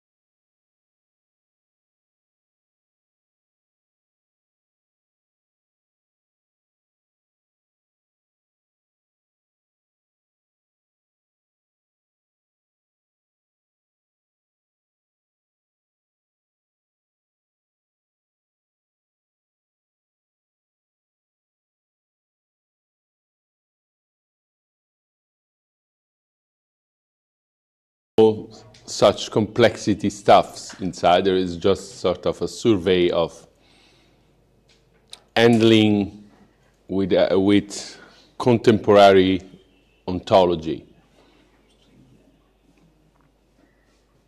Yes? My question is to do this speculative realism. Bunch of people who accuse Kant of correlations and how he subjects being to thought. They draw inspiration from Heidegger and how Heidegger point of view in reality becomes a design. So my question would be, after Heidegger, if we try to come up with an ontology of this ontology of complexity, will we not going back to an ontotheology? Okay. No. No. No. The answer is clear. It's no. Because the ontotheology, so let's take in account many factors. The first is the approach of Heidegger's approach to ontotheology, die ontologische Verfassung der Metaphysik, and the all very, very detailed analysis that come from, especially in the French domain. I refer with my professors and masters like Jean-Luc Marion or Jean-François Courtine, especially. I don't see how such idea of ontology can bring to an ontotheology, because we have to introduce God. You know, God. Aristotelian ontology, being of beings. That is also common. No, for this reason, because let me just articulate the being of all beings. In any case, is not necessarily an ontotheology. It can be considered an ontotheology if we consider such being as God, or with special care the nature of the substance of Spinoza, but it's not the case here, because we don't provide, and with the matter of tomorrow, we do not provide an sort of any idea of the being of all beings. It's just in order to describe locally the ontological intertwining between ontology in species of phenomena. So there is I will try to reach a general grammar, but it's not an holistic grammar. There is no commitment on the whole of the world and of about something that can be considered the entire totality of all beings, because from what misses to us in order to claim it is the idea of completeness of logic, on the ideal after Kant, the idea after Kant that we can reach by determination the whole as such. No, in any case, it will be a sort of return to ontotheology, nor the return to a sort of holistic metaphysics. In any case, it's not metaphysics. It's not as we will see tomorrow. It's not metaphysics at all, because metaphysics entails certain steps that we will approach tomorrow in order to determine once for all what exists or not. Okay? For the moment, and we will also see it more in detail tomorrow, we are at the step of a general grammar of determination of something exceeding singularities that take place in just one ontological domain. So the result for the moment, but even tomorrow, it's matter of a descriptive meta-ontology, following the idea of mapping given by Quine, and then given also by Husserl by its project of analysis and exploration of regional ontology and so on. There is no metaphysics at all. It moves in a radical metaphysical neutrality. And the problem, that I said in my introduction, maybe the most revolutionary approach, maybe the most revolutionary issues to approaching complexity from ontological point of view, and to have constructed the framework in order to approach it properly, is that we put in question the need of a metaphysics as such. For example, by coming back to Saul Kripke and this self-distantiating from modal ontology or modal metaphysics as by Lewis, we can say that contemporary, or the forms of contemporary ontology in analytical domain goes hand in hand with metaphysics. And this sort of renewal of metaphysics in analytical philosophy, because it's matter of singularities, of individuation, or the clear statement of individuation, even if this individuation can be obtained, it's not obtained, deduced is not really deduced, sketched, starting from the entireness of all possible world. That is another sort of metaphysics that is not ontological, but it can happen because such metaphysics focus on singularities, or focus on more than singularities, focuses on individuals. And then the ultimate goal of such metaphysics must be, or that can be, but must be necessarily, the ultimate inventory of the world, was not the case for such descriptive meta-ontological approach. Absolutely not the case. For realism and speculative realism, Graham Manzi, I have many perplexities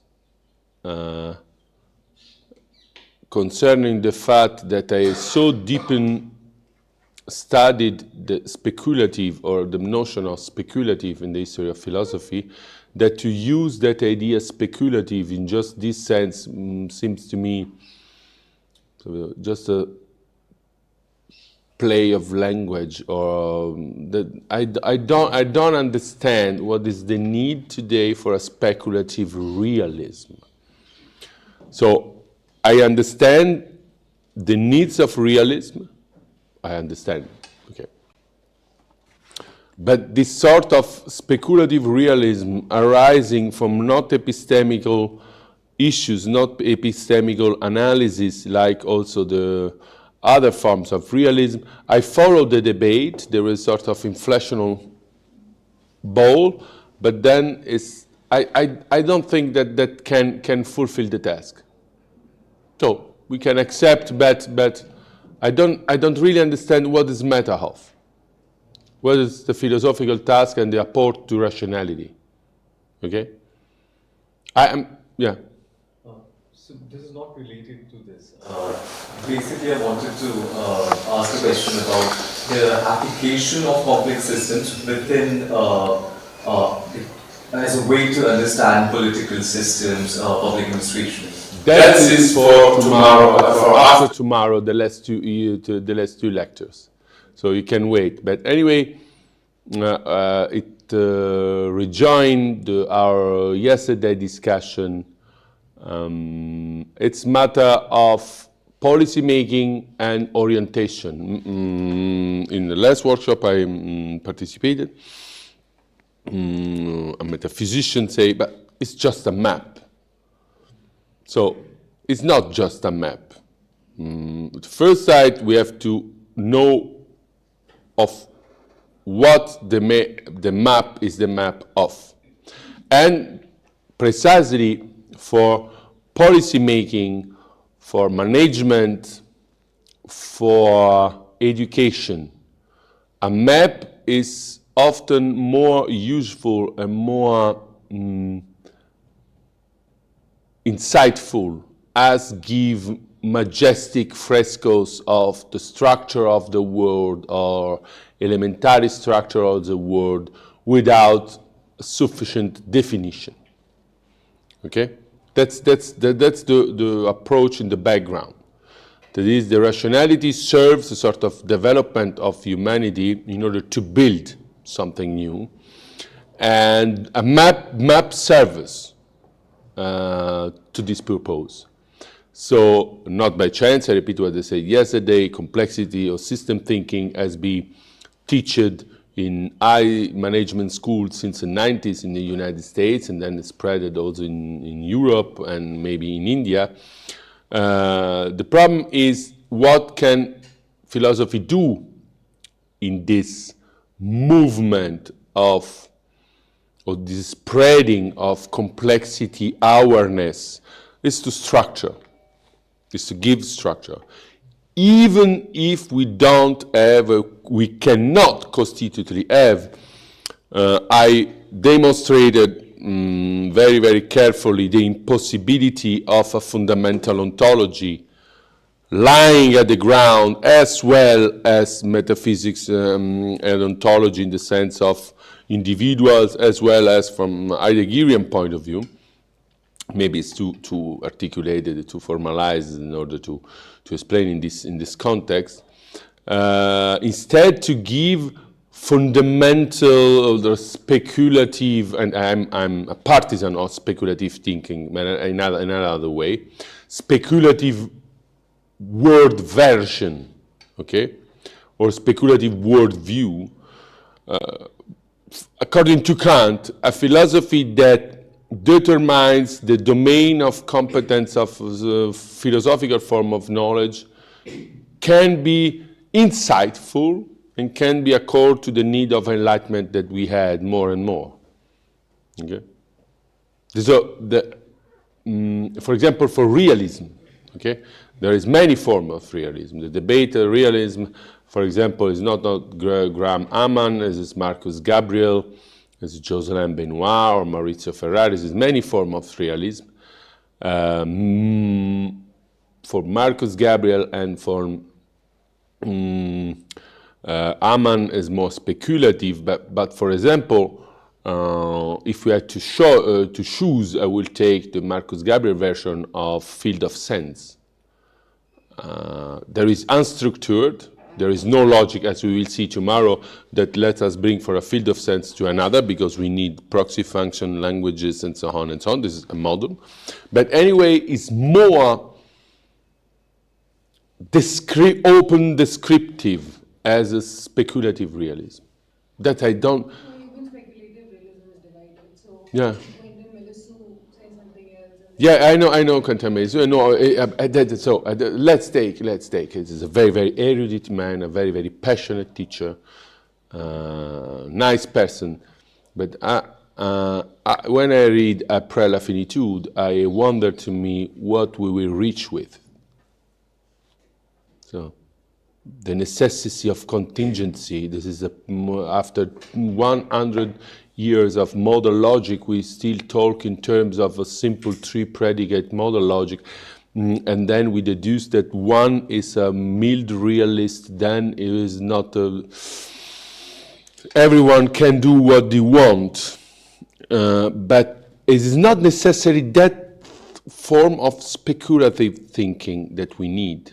You know, just in order to appetize the thing. All those people take the speculative just for one side of the coin of the speculative, okay? The idea that the speculative is a sort of view from nowhere by which we can encompass the world with a single thesis, with a single book, or with elementary, even articulated, very refined thesis, is what the people criticize about philosophy. Okay? But it's not the speculative in as such. Speculative is an standing mirroring with the horizon of phenomena and constructing structure that go with a possible metathesis that brings them to a possible paideia or a possible new forms of education. Okay? There is not the taking stance outside the world in order to encompass it. Speculative. There's one form of the speculative taken by Augustine, idea of prospicere de specula. This is looking for a watchtower. But speculum is also mirroring. you know? So those maximal approach that are not so long worked as detailed as Hegel's speculative thinking or the Schelling seems to me pertinent because as a Greek scholar, but I wonder how such issues can contribute to a new project of rationality. That's all. Then we can go into detail, but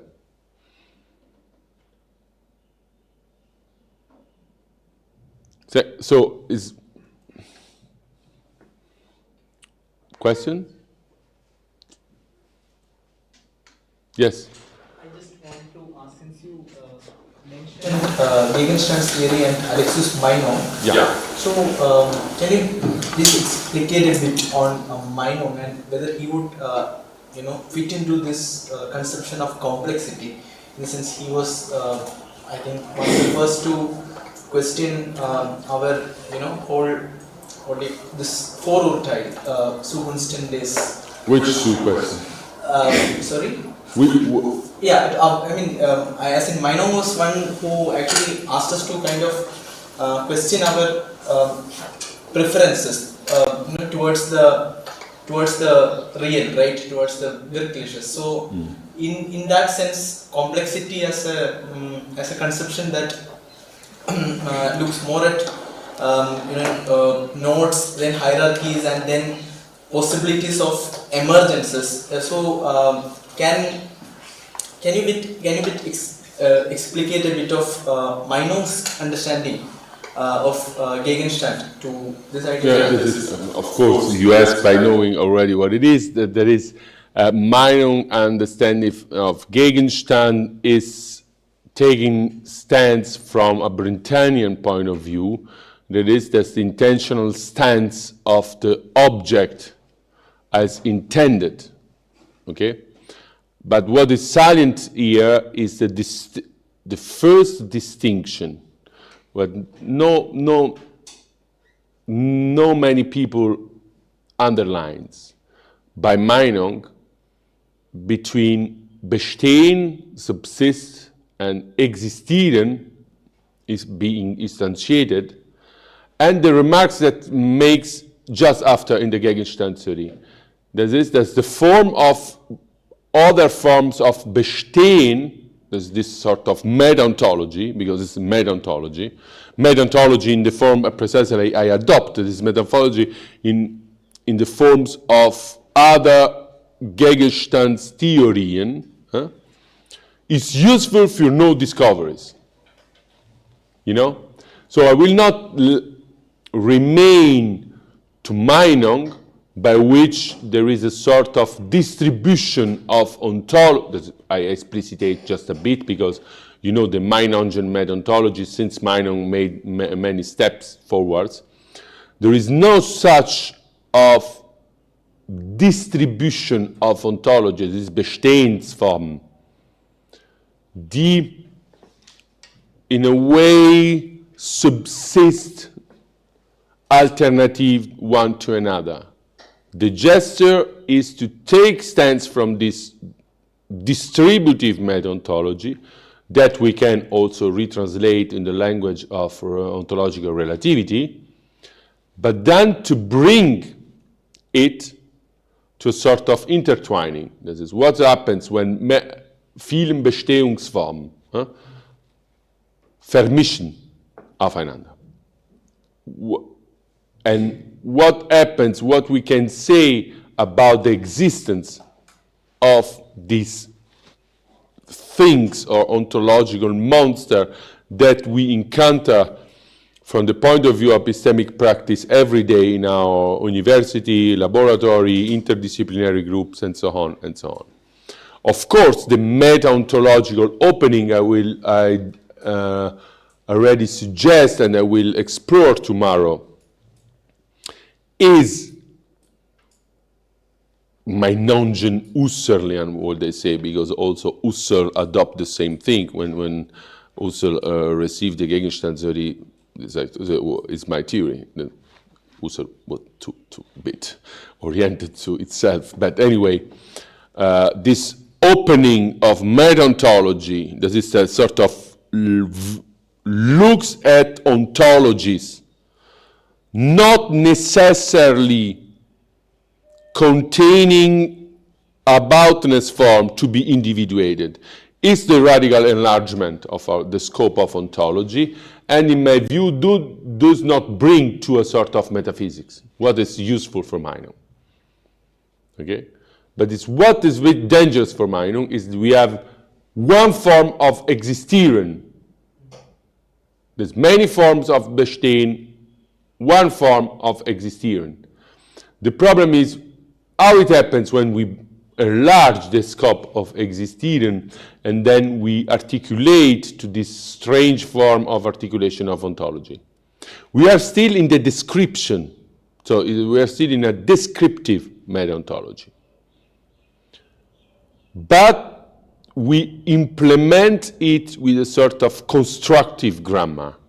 So we must be able to build model for intertwined disparate ontologies in order to let individuate in a very certain form that we will be outlined tomorrow. Things, something's forms corresponding to this structure, they are we descriptively unfold. But you're right, this is the meta-ontology. So we have two occurrences of meta-ontology. One is by Heidegger metaphysical principle of logic in the appendix to paragraph 11, where I handled that, but the paper is in French. This is meta-ontology is me-ontology. Let's go in the sense of plurality of ontology, in the sense of plurality of region, but to the ground or to the upground of Science-Geschichte or history of being is a very, very important writings, even to study the turning of the first idea and the second idea. The second is a paper of Peter van Inwagen, 1995, on meta-ontology, recovering the thesis of Quine and articulating it. And then there is a sort of explicit claim about Meinungianism as meta-ontology. Okay? So in my view, even reprojecting, the retro-projecting the neo-Meinungianism on Meinungianism already by Meinung, we have, or even in the debate of non-existent object by Twardowski, Meinung, Husserl, Brentano, we have a sort of implicit meta-ontology, and what is most useful is a non-metaphysical, pure descriptive way.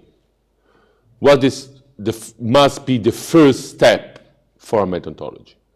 Then in order to make a step forward, in order to make of this descriptive meta-ontology something constructive what? Not the structure of the world, not the metaphysics, but model able to individuate something other as a single about form instantiating in space-time or in a metric of a space-time is another kind of discourse. What do I say? What's the name of that paper? Huh? What's the name of that paper in this question?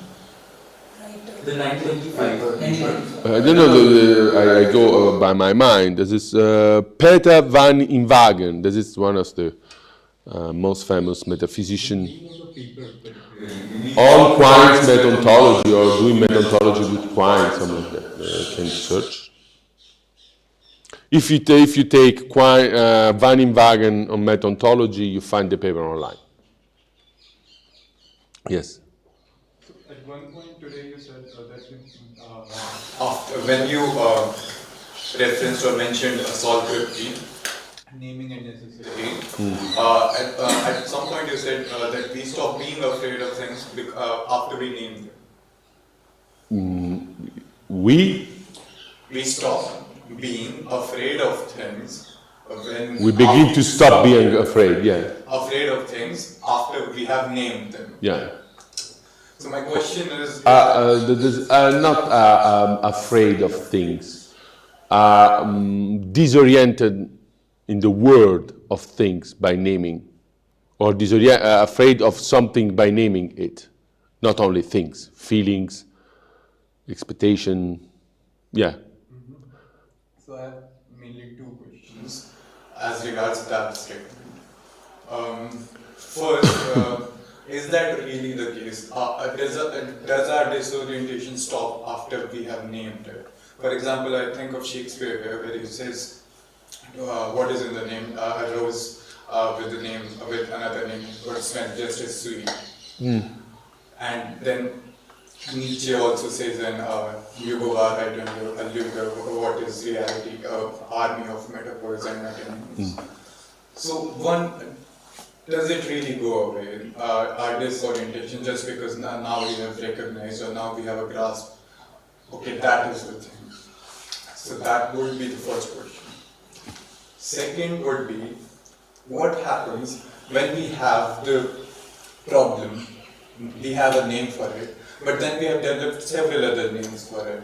For example, when we speak of Dalit, also untouchables in India, then there's a barrage of names for them. For example, we call them Dalits, untouchables, depressed classes, Harijan, I don't know what else. Paria. Huh? Paria? Sorry? Paria? No. Well, no. Okay. So, what happened? Does the disorientation really go away? One. And two, when we have so many names, what does that say about the necessity of naming itself? Okay. The problem is the need of naming and what the naming or labeling gives to you. Of course, it don't avoid our disorientation against the reality or every changing phenomenal world, but also give a sort of correspondence between our mind and the things. It can be unadapted, but it's already something more as to be mute against the changing world of phenomena. So I wonder that the world stops to be uncertain for us by naming or labeling things. But the first step in order to establish frames, or as be considered as the first step in order to establish a frame or correspondence between representation and think, and then between concept and the representation. Okay? Is already established. Then there are animal pattern that comes before and develops parallelly, like touching, like smelling, and so on and so on. But at the threshold between the animal and the human and the epistemical still always remain a language act, naming and labeling, though indicating by labeling. Okay, you can also make a sign, okay, as a catalog, but anyway provides an elemental pattern of things.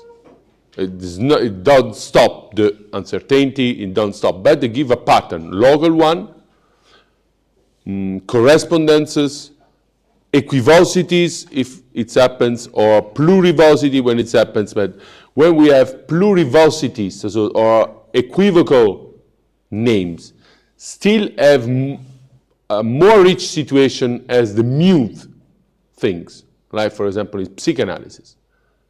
Okay? So if you can name something in 3 different ways or 7 different ways, then the question is how the way let us reach the aboutness of the thing. But one thing is equivocity of something or acceptance of something. One thing is the muteness against it something itself, you know. That's another thing. This is just another step. So if equivocity still appears in everyday life, still appears in science, and we have to reduce equivocity in order to stabilize our experience of things. But there is no cannot expressing something and then to remain mute. What is the situation of the mystical by returning to our yesterday Wittgenstein discourse. So naming and not by chance, the first paragraph of the philosophical investigation of Wittgenstein about language and things, plays of language, they are not irreducible, they remains not reducible to this great mirror because the great mirror is broken, as Wittgenstein himself says, begins by indicating and naming, the analysis of Augustinus de Magistro. So that's I will avoid such first step of framing the world by naming and labeling. And then I say I add from a sort of abstract representation. So the stability of our world begins not, now we know, with naming and language, becomes even before speaking or before sounding, with the relationship with the mother or with the body of the mother. So the stabilization, I think, on the Winnicott transitory object by Winnicott in the child psychology. So stabilization is a long, complex process, but it's sure that to reach the predicative level of labeling and naming is a sort of breaks on the anti-predicative and begins to give a clear and shareable structure of the world. We share the world in a way when we can say that's not what you name, this is something other, and so on and so on. So equivocity begins to the second phase when the play of stabilization already took place.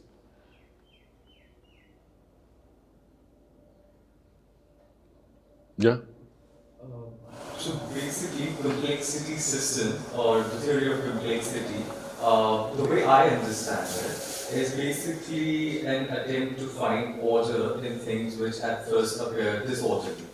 So when we do that, when we apply that to a political system, we're trying to find order within basically citizens and the way citizens vote. I know I can ask this question after the last two lectures, but like I was having this inquiry, so like is it okay if I continue? This is not, no, just a moment, I will just clarify. This is not putting order when there is disorder. It's an attempt to find patterns.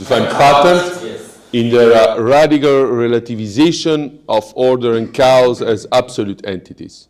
So it's to watch and to identify and to handle with behaviors of system that contains as well order and chaotic phases, and not just a linear behavior predetermined from the beginning. So another thing. So I don't put order in the chaos. Can I say that, like within complexity, there's a tendency that to universalize certain rules and certain models in order to understand that particular system. Tendency to universalize. This is a universalist. Universalize is a. Universalize, yes. It depends from which, from how you depends already from absolutes. There is many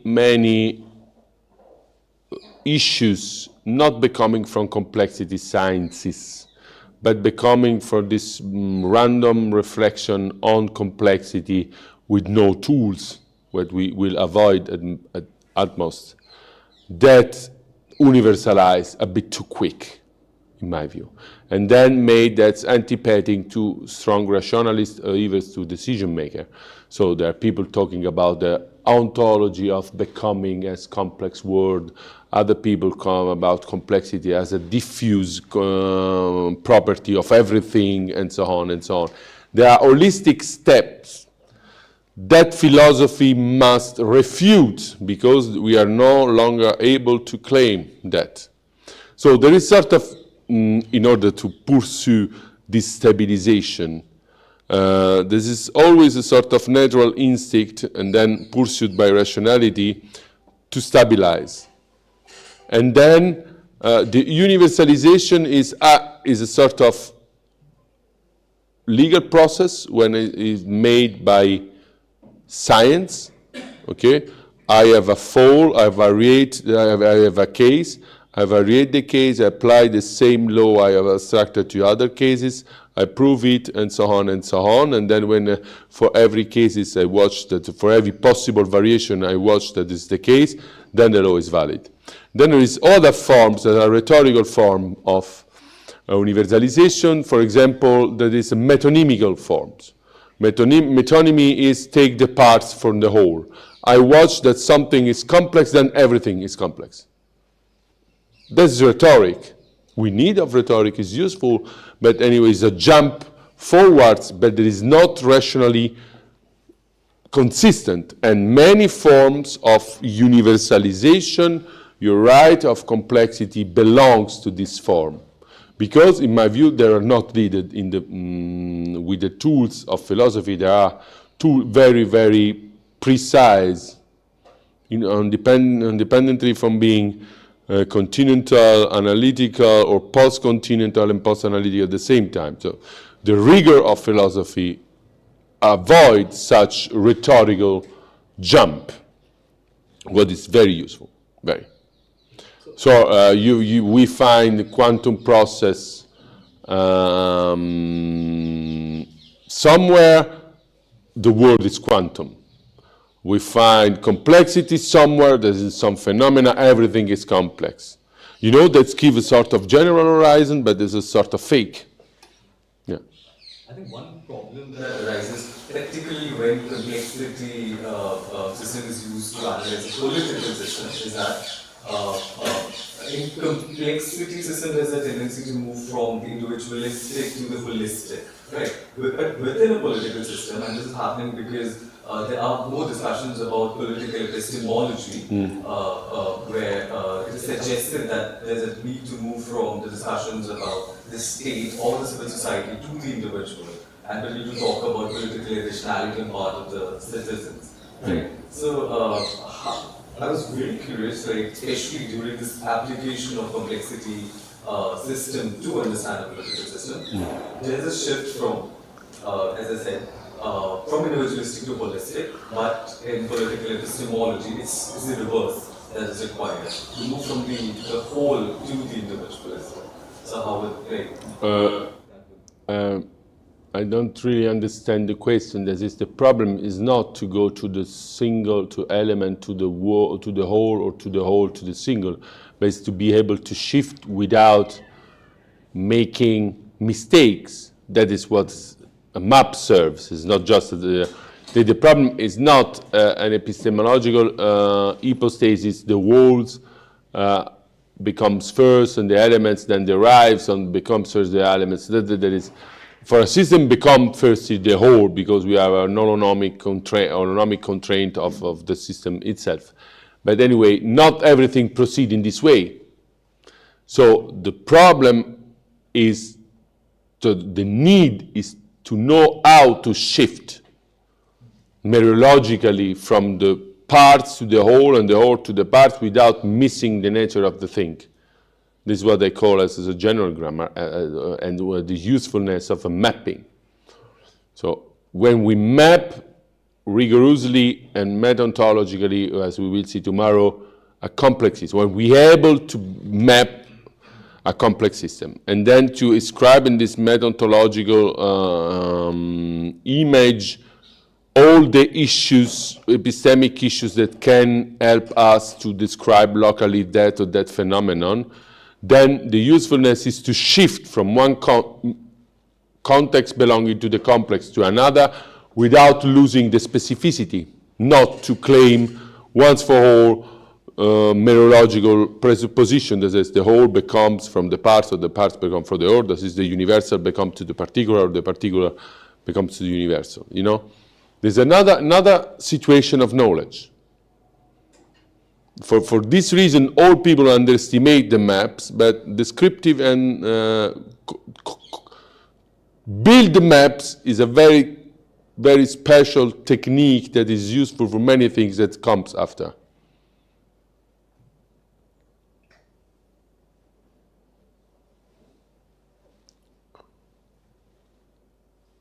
No, not for this reason, but we will say it's more in detail tomorrow. The last question was just a mapping. The problem is not mapping, it was just. I reduced the mapping to a just. Of course, after the mapping, there is exploration or conquest. But anyway, mapping is not just sort of plain cartography, and we will say this is not a cartography at all, it's more articulated as it. But please, in post-metaphysical approach, please don't underestimate the mapping. For a construction of rationality, of course, not for global views.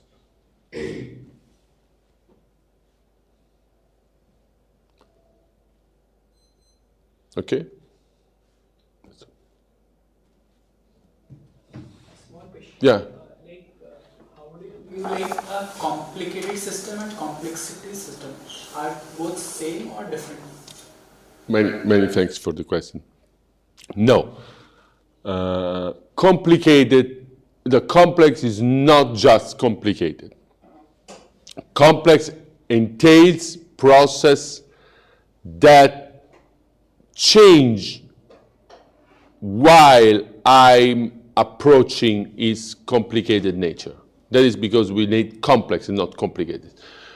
For example, a computer machine is very complicated to know, but it's not complex. It's a machine, it's complicated. If I have to study a satellite, it's very complicated mechanism, it is not complex. A living cell is complex because it's complicated, but let emerge processes that are not already in whole, contained in the first state of its instantiation. Okay? I can take the complicated, and the rate of complicated remains always the same. Okay? I cannot take the complex, but while presupposing that it remains so complicated at every stage of its behavior. Even a watch is complicated, but it's not complex. But it not bifurcate, it follow one logic, and let not emerge new patterns, and so on and so on. So when I start to study watch, I stop and I restart to study the watch in 10 years, the watch remains the same, and this rate of complication remains the same. I can't do that with the complex.